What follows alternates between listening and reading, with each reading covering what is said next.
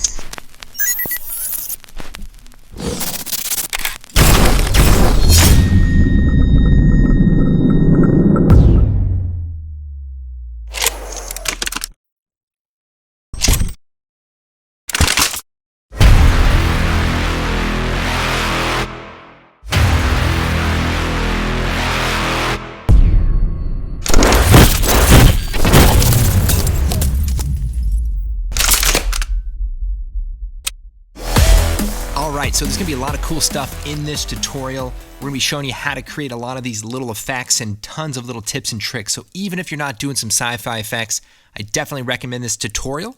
And let's go and break it down. So we've got some muzzle flashes, we've got some displacement, we've got some sparks, we've even got some lighting on the side of the gun. It's a very high-tech, futuristic gun. And of course, we have Sam Loya. Wait, that's not Sam Loya. Actually, he wasn't available, so I ended up filming myself for the tutorial, and this was shot on a green screen. I just replaced it with a warehouse. Actually, I wouldn't be surprised if the weapons of the future had Wi-Fi and Bluetooth and maybe social networking. Now, for this tutorial, we don't need to use any third-party tools, but I will be using the free Color Vibrance plugin, so you should download that from the tutorial page. Now, I am going to be using some shockwave effects from our product Shockwave, but you can also use the free shockwaves from our recent tutorial. So definitely check that out. Some really cool tips in that tutorial as well. And I think that's it. Let's go and jump in and get started. All right, so I've got some footage here of me drawing a gun and pretending to fire. And we'll go ahead and drop that into a new comp. Now, I'm going to go ahead and move forward to right before the gun kicks back. I like to put my muzzle flashes right before the recoil. So we can use page up and page down to find that. And then we're going to create a new solid. Now, I'm going to go ahead and make a white solid. And we'll call this muzzle flash. And then we'll hit OK. Now, I want to trim this down to a single frame. So we'll grab these, shrink it down so it's just a single frame, just like that. Okay, so I want to draw a basic muzzle flash shape. So we'll shut the eye switch off, and we'll take the pen tool. And we'll come in here, and we just want to draw sort of a generic muzzle flash shape. Okay, so this looks pretty good. Let's go ahead and hit F and bring up the feather properties for the mask, and let's just feather it out a little bit. Then we'll come over here to the effects and presets. I'm going to type in fractal noise, and let's drop that onto our solid.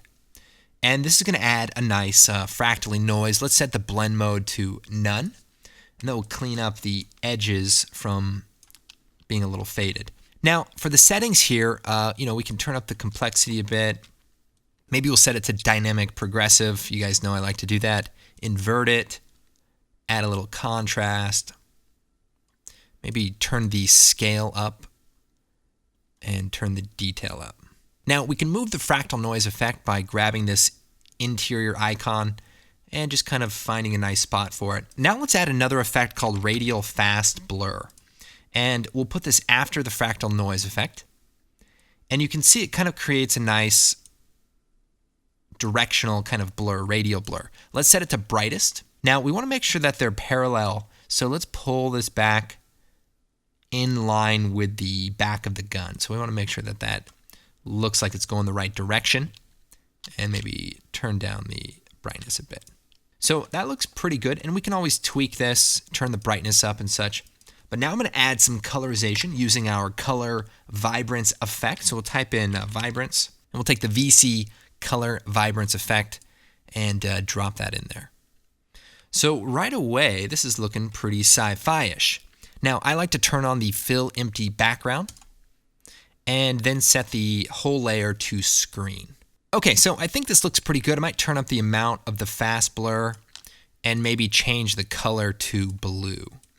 Now, this is something we could change to anything that we want. We could play around with this point and maybe move it over a little bit so that that bright spot in the fractal noise looks like it's coming out of the gun. So we could potentially just shift that over a bit.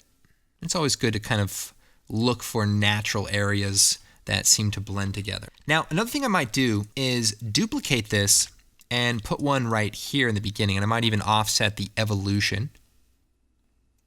And I'm going to select the mask and delete it. Then I'm going to hide the layer, and I'm going to draw my own mask shape around the interior of this gun. We can turn it back on. Then we can hit F and feather it a bit. Now we might turn the radial fast blur down just a touch. And we can also play around with the contrast if we want to make this more or less, turbulent essentially.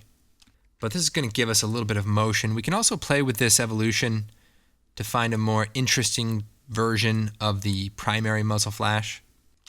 So I think that's pretty cool. And then what I might do is duplicate it one more time, slide it over, and for this extra copy, let's change the evolution and maybe hit F and change the feathering a bit, and then take that whole mask and maybe just kind of shift it forward a bit. Turn the brightness down. We're sort of just trying to create like a residual sort of flash. Okay, so let's go and take a look. All right, so that's looking pretty good. Now, I want to add one of our shockwave elements. Now, the shockwave elements have some really cool detail, and there's a bunch of different ones, so feel free to experiment with some of the different looks. I'm going to be using shockwave number 19, and as I said before, you don't have to use the product shockwave. You can also check out the shockwave tutorial and create your own, or even download the project file, and once you render out one of those, you can just bring it in just like this. So we're going to take shockwave 19, drop it into our comp, and we'll set the transfer mode to screen. And we'll also take our vibrance effect, drop that onto our shockwave element. So we'll slide this over. Maybe I'll time remap this, so we'll choose right-click, time stretch. And we're going to set it to maybe 25, so it'll be a lot faster. And then we'll slide this over. And let's change the color to blue. Now, I want to make the middle a little less distinct, so let's take the ellipse tool and just draw a simple shape around the core, and then hit F, feather it, and then subtract it. Maybe we'll feather it a little bit more. So this is the basic idea. I might scale this up a touch. And already this is looking really good. So just going to move this into position. We can even turn it into a 3D layer. So if we toggle the switches, make it a 3D layer, and then rotate it a little bit so that it's kind of perpendicular with the gun. All right, so that looks pretty cool. Maybe I'll go into the VC color vibrance, bring the gamma down a bit, maybe turn the brightness up, try to make that a little punchier. All right, so we're using a single shockwave effect, but in order to customize these effects and create a bunch of different looks, I had to experiment with some different ways of using the shockwaves. So I came up with some cool techniques that might just blow your mind. So I'm going to take a quick sidetrack from our current tutorial, and I want to show you just some cool ways to customize some shockwave elements. So let me take one of the shockwaves, drop it into a new comp, and here we have just a cool element. Now what I'm going to do is speed it up by choosing time stretch and set it to 50. And that'll make it easier to see the effects of the next recipe. Okay, so we've got our shockwave element. Then I'm going to come over here and type in polar coordinates. Drop that on there and turn up the interpolation. What this will do is turn it into sort of a linear effect. And then we can start adding some more effects. So let's come over here and add motion tile. And we'll throw that on here. And what this allows you to do is repeat the edges by tiling them. So if we set it to 50%, that'll create 2 repetitions of tile. But here's the cool thing. I can come over here, type in polar coordinates again, and reverse the linear effect. So let's set it to rectangle to polar and crank up the interpolation. So now we have a radial effect again. But the difference is we've added the motion tile. So here's 100%, and we have our single shockwave. But at 50%, we've repeated the edges, and we've also kind of added a little bit more detail. But the one problem here is that we toggle the switches. The effect is a little bit smaller, and that's because the polar coordinate effect sort of compresses the image. We can fix that with a transform. So let's type transform, throw that on after the motion tile, but before the second polar coordinate effect. And let's go to the transform and let's uncheck uniform scale, set the scale to 200. So that way we're bringing that scale back in. As we turn this on and off, we're going to have the same basic size, except now we're repeating the edges using the tile effect. So how cool is this that you can actually change the repetitions of a radial effect? Right now the shockwave explodes outwards, but what if I wanted the shockwave to explode inwards? How would I do that? Well, here's what we're going to do. Let's go to the transform and let's set the scale value to -200. Now we can look at this and we can kind of see that it's exploding inward. Maybe we'll set this to -100.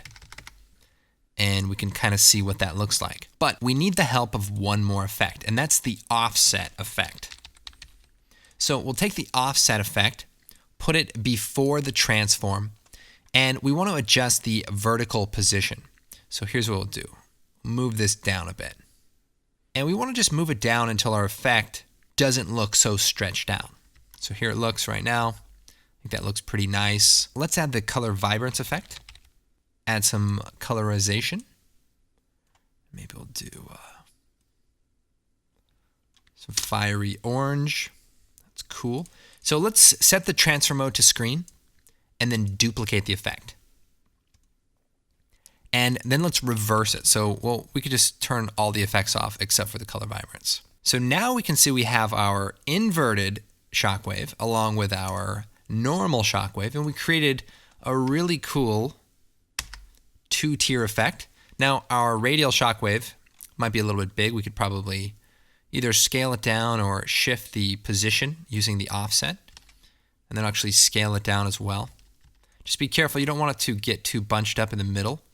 So just shift it away, and then you can either scale it down here or just scale the clip down entirely. Now if the outer edge is a little bit too harsh, like it is here, we could do 2 things. We could do what we did earlier, which is just simply remove the effects and add a circular mask and subtract the core. And then when we turn the effects back on, you can see that this feathering will actually affect the entire clip. So maybe we'll hit MM, turn up the expansion, add the feathering back. Oh, and the other thing to do is anytime you're working with transparency, crazy stuff, just go to the color vibrance and turn on fill empty background. And that way you actually get a slightly more filled in colorization. So really cool. We could maybe just scale this, hit F9 to ease it into the keyframe and just, scale it down. I'll come over here. We've got all of our other shockwaves. So remember, there's 50 different shockwave elements. Well, we could go take both of the elements, hold down Alt, and drag another shockwave on top of it, and it'll actually replace it. So now it's shockwave number 1. And now we've got a really cool combination. So we've got the inside and we've got the outside that are being comped together to create a really cool look.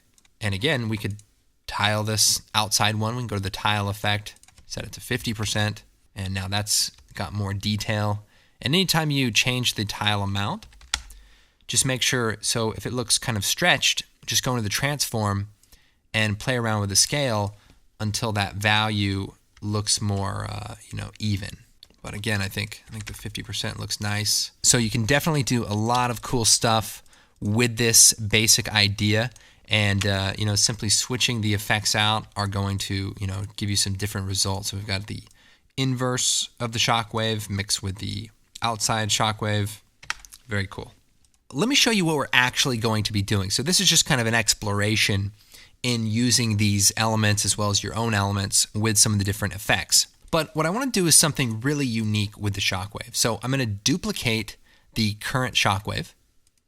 And check this out. I'm going to uncheck the 3D layer switch, and I'm going to right click and reset the transform. So right now it's 2-dimensional. I want to make it 3-dimensional. And here's how we're going to do that. We're going to type in the polar coordinates effect, drop that before the color vibrance, turn that up. And then what I want to do is unmultiply it. So right now it's got a black background, but I'm going to set the alpha to only. And what that will do is get rid of the black and just give us a white alpha channel. Then I'm going to come over here and I'm going to type in CC cylinder. And so we'll take the CC cylinder effect and apply it after our color vibrance. And now we have a 3D cylinder. We can actually create a camera and we can rotate around this and we actually have a 3D effect. So right away, we can do some fun stuff. So let's just delete the camera and use the transform inside of the rotation. So let's just rotate this -90 and maybe over a bit. And maybe we'll turn the radius down a bit. And let's move the position to kind of line up with our gun. So let's unsolo this, go into the cylinder, and we'll just shift it over here a bit. And we're going to want to rotate this as well. That looks pretty good. And maybe turn the radius down a bit. So this is going to also be somewhat of a shockwave element. So if we can move it closer to the camera to make it larger. And we can just kind of rotate it till we get a nice angle that matches our shot. And so if we look at one of our original examples, you can see this element that kind of spins. And I've done it using this same technique. So I've taken the element and I'm going to animate the rotation. So we could do that by keyframing it, set a keyframe, hit U, move forward and just kind of rotate it, and then hit F9 to kind of slow that keyframe down. And you can see in this example, it starts out and it actually gets bigger. So we could do that just by keyframing the radius and turning it up a bit. And hit U, we could hit F9 and kind of slow that down a bit too. Now, let's colorize this. So we're going to leave this color vibrance effect here to unmultiply. So if I turn this off, what's going to happen is we're going to lose that backside effect. So let me see if I can find a way to show you this. Without this on, we're only seeing the front side of the cylinder. But if we turn this on, we can actually see the area underneath it. So you can kind of see how that looks. Now, one thing about the cylinder effect, it does have some shading. But let's set it to 100% ambient and 0% for all of the other values. And that way it's just pure white. So now if we come over here and type in vibrance again, let's throw that on here. And let's fill the empty pixels so that we don't lose any of our illumination. And let's set this to blue. Maybe turn the brightness up a bit.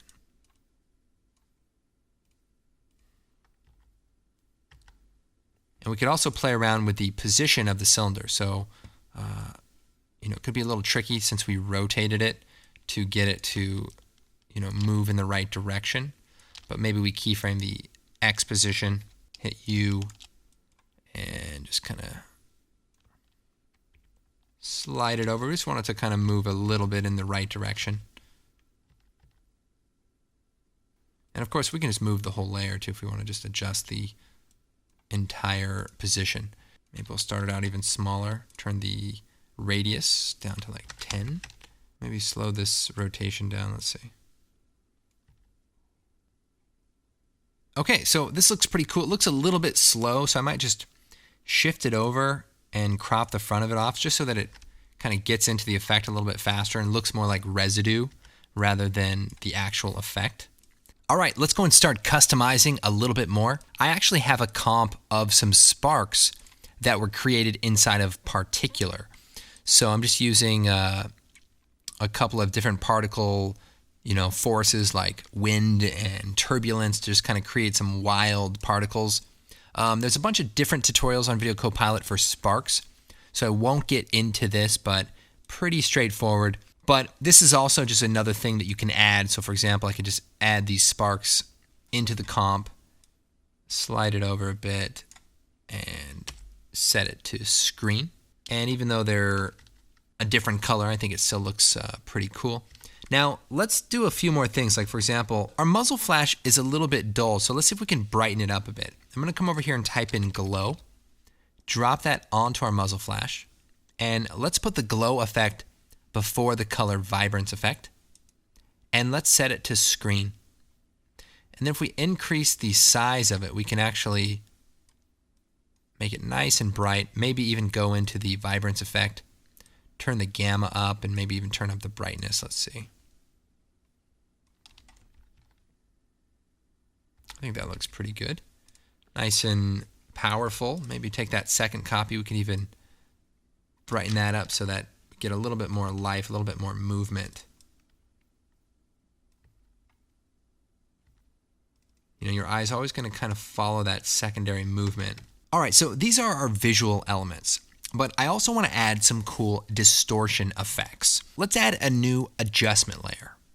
And a couple of the effects I've been using, the ripple effect, let's throw that on there. And let's set the layer, so let's just trim the layer down. And we can hide a few of the effects by soloing the top and bottom layer. And let's just turn the radius up so we can kind of see this is a cool deform effect. We could turn it to symmetrical, turn up the height, and we could just create some cool kind of warping. Maybe turn the speed up, maybe the width a little bigger. So depending on the radius, something like that. And so what we can do is align this with the gun, and maybe we could show all the layers now. And depending on how we want to do this, we could put this below the muzzle flash. I think that looks kind of cool, kind of gives a little bit more depth, like it's distorting on the plane. But maybe we take the shockwave and put it below the distortion. So we'll click on this and type in distortion. And these are all just, choices you can make. We'll set this to red. You want to put the distortion below, above, play with it until you see what you like. But what I'm going to do is take the height and keyframe it and hit U. So now I've basically, an F9, I'm basically fading out the distortion. And maybe I'll change the speed to like 4. So that looks pretty cool. Maybe add a little bit more so it kind of fades out, nice residue. Now, you don't have to do this, but I am using a few elements from our Action Essentials 2-pack. I do highly recommend this pack. I know we do try to show you alternatives to doing a lot of stuff, but for $100, you can really get some great organic elements that you can combine and mix with your final comp. So that's actually what we're doing with these muzzle flashes. We're actually going to take the smoke residue after the effect and composite. So let's take muzzle flash number 2, drop it in here. And I'm actually going to take the front of it, the muzzle flash part of it, and I'm going to just cut it off. So now we're just kind of left with the smoke, and we could scale that down a bit. So the smoke layer I might put above the distortion, and this will just give us just a little bit of residue. And we can even slide it over just so that we see just the tail end of it. The nice thing about explosive effects is that they don't really need to fade on. And in fact, fading stuff on actually makes them feel weaker or softer, whereas in this case, we want them to kind of pop on really dramatically. And, of course, we don't want them to be too intense, but just a little bit of smoke. I think that looks nice. The other thing I did for my example was I added another distortion effect called bulge. So we'll take the bulge effect and we'll scale up the shape. So just make it nice and large. And then turn the taper up, which is going to just clean up the interior edge here. And then we can just keyframe the bulge height. So we could set that maybe 0.7, keyframe it, move forward a couple of frames, and then set it down to 0. And we could put it before the ripple, after the ripple. These are all things you should kind of experiment with. The nice thing about the bulge is it really gives you a powerful hit right when the explosion goes off of the gun. So even if we turn it down to a lower value, it just kind of racks the whole frame and looks really nice. And of course, we could do a negative bulge, which could be interesting. It's kind of like sucks the fun out of the shot. A couple of other fun ways to customize this. So if I take one of my shockwaves and say duplicate it, I might just come over here to polar coordinates, turn this up, and remember I've got a linear effect now. So let's turn off the 3D layer switch, scale it down. And so like in one of my examples, I just had sort of like a stream of particles that was kind of left over after the initial shockwave. And you could use this to sort of simulate that. And maybe duplicate it and rotate it, the rotation tool here. And here's what that might look like. Maybe I'll take these two and change the time remap on them to like 50% so that they have a little bit more, depletion, so that they fade out a little bit slower. So line that up with the gun a bit. You might rotate these effects too so that they actually align with the, with the gun and stuff like that. So again, these are just little tricks that I actually used in the original example. So I wanted to kind of show you. So just like that, I've just taken a shockwave and used the polar coordinates effect to straighten it out, basically. Now you'd think with a gun this powerful, they'd at least give me some goggles or something so that I'm not going blind every time I'm shooting this radioactive gun. Here's another quick thing to just kind of give you some ideas. Like if you look at this one, this is a really crazy gun, right? But this effect is actually not that complicated. So let me show you just the basic idea behind that so you can kind of start looking at ways of creating your own. So again, I always try to encourage you guys to, experiment and play around with different ideas.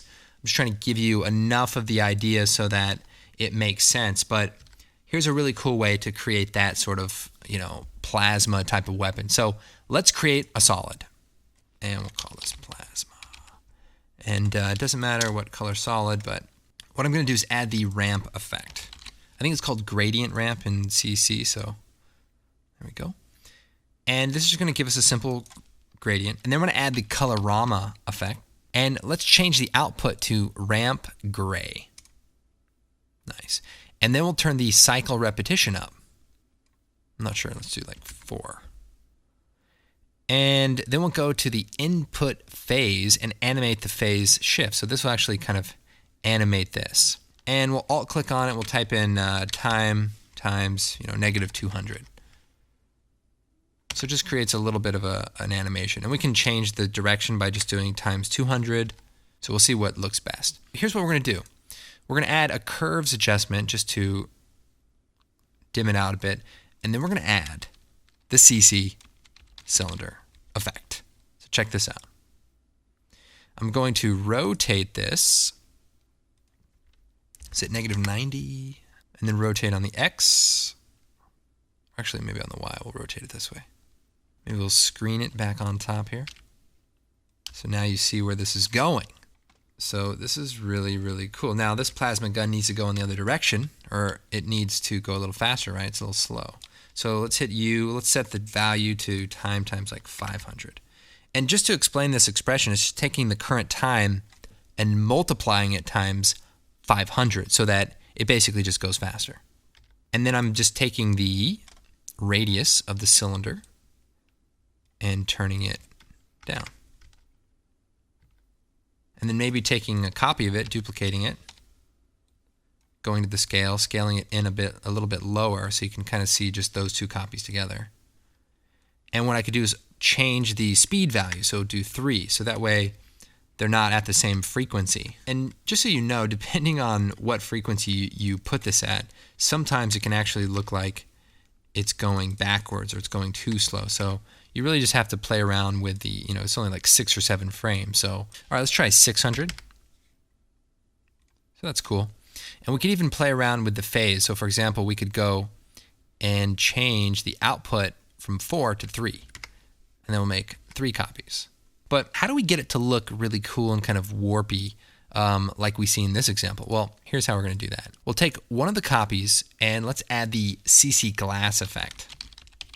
Now, I'm sure the tutorial is getting a bit long, but I want to show you all the cool little details. So we'll take the CC glass effect, throw it on here. So if we change the bump map to none, it'll actually use the input source. So then what we can do is change the height to -50 and maybe soften it up a bit. Play around with the displacement here. Let's see. Something like that. It's kind of looking interesting. Undo that real quick.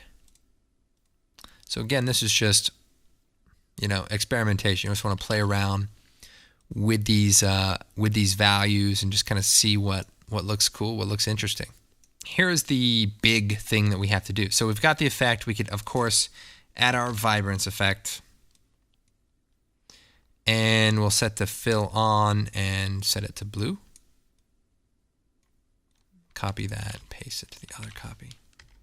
So we'll take these 2 copies and we'll pre-compose them. So we'll select them, hold down Shift, choose Layer, Pre-Compose, which is just off the screen there. And we'll call this Plasma. And again, you can just duplicate more copies, do all sorts of stuff here. Let's set this back to screen. And then we're going to create a new adjustment layer. And we're going to add the glass effect again, CC glass. And for this effect, we're going to choose the plasma layer as our source. Then we're going to take the glass effect and put it all the way at the bottom so that it's only affecting the bottom layer. So now you can kind of see what the glass effect is doing. We're sort of displacing the background a little bit. So if we crank that up, maybe add some more blur, maybe add a little bit more height, negative or positive, whichever one looks cool. And we can actually start to see the background becoming displaced. So that's pretty cool. And then we could take the plasma here, maybe add some glow to it.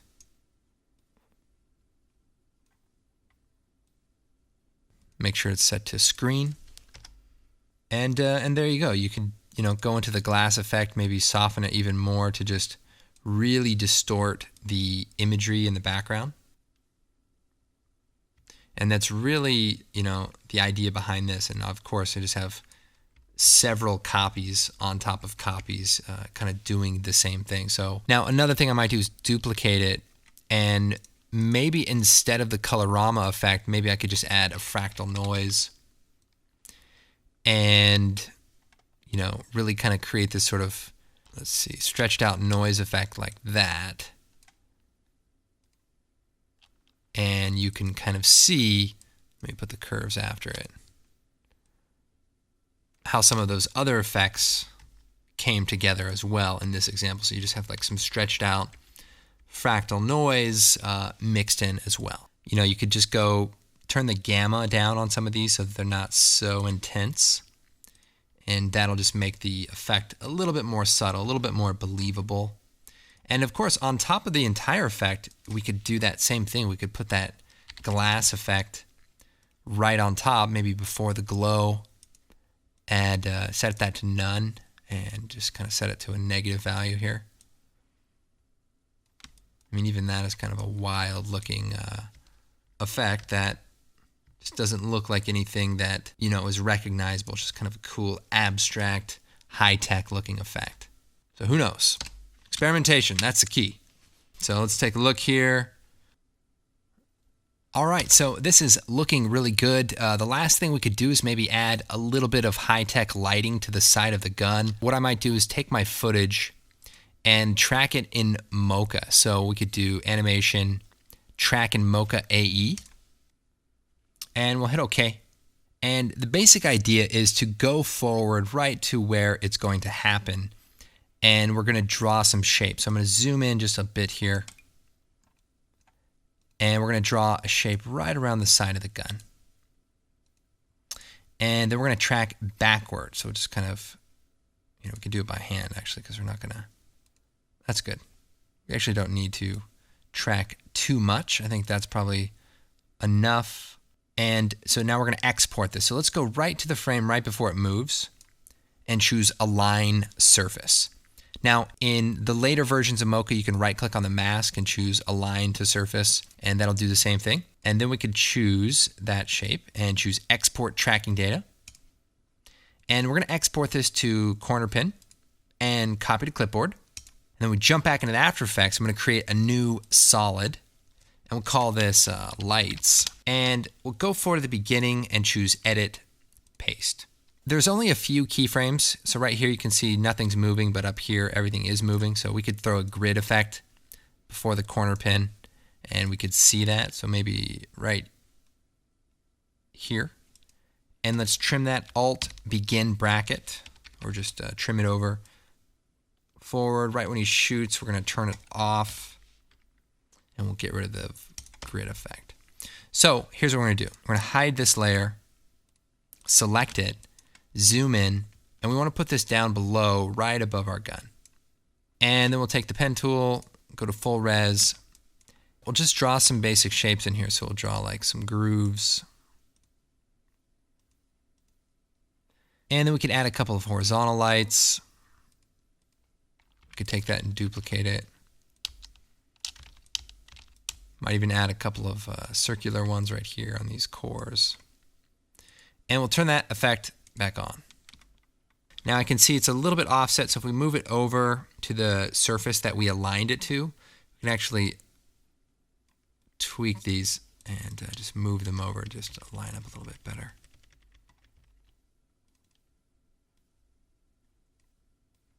So anything that we do on this one frame should track to the rest of the frames.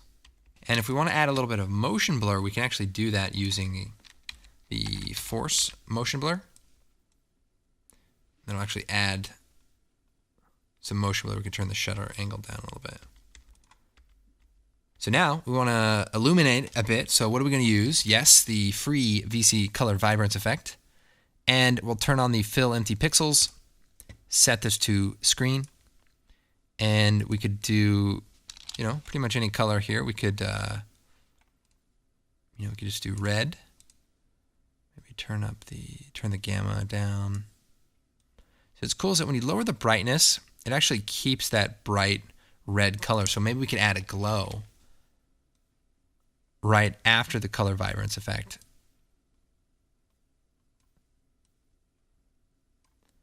And you can just see how that looks very natural the way that it's blending. One of the things you might notice in the original examples is just as the gun fires, the light, it lights up.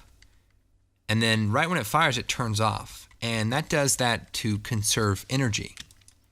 But also, I didn't want to have to track the gun after it shoots because it's moving around a lot. So I just made that up so that I wouldn't have to do the work. And that's the truth. So I can actually just kind of shut this effect off right when the muzzle flashes start firing. And no one's the wiser. So that's basically the way we can do the effect. Now, if we want to animate these on, we could turn the motion blur off for just a second. And, we could do it a couple of different ways. We could add some masks and maybe subtract them. And just do a quick keyframe of the path.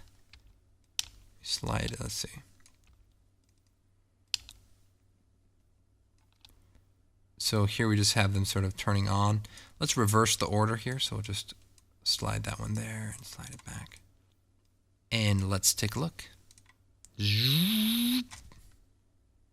Sweet. Very, very cool. So this is really all there is to it. I know there's a lot of various steps, but I didn't want to leave anything out. Hopefully you guys can pick and choose the things you like the best, customize it with your own effects, come up with some really cool looks, and then make your next sci-fi movie. So anyway, thank you guys for watching.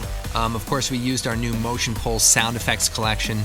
to create all the different sci-fi effects. So if you're looking to add some sound effects, definitely check out Motion Pulse. My name is Andrew Kramer. Thank you guys so much for watching, and we will see you next time.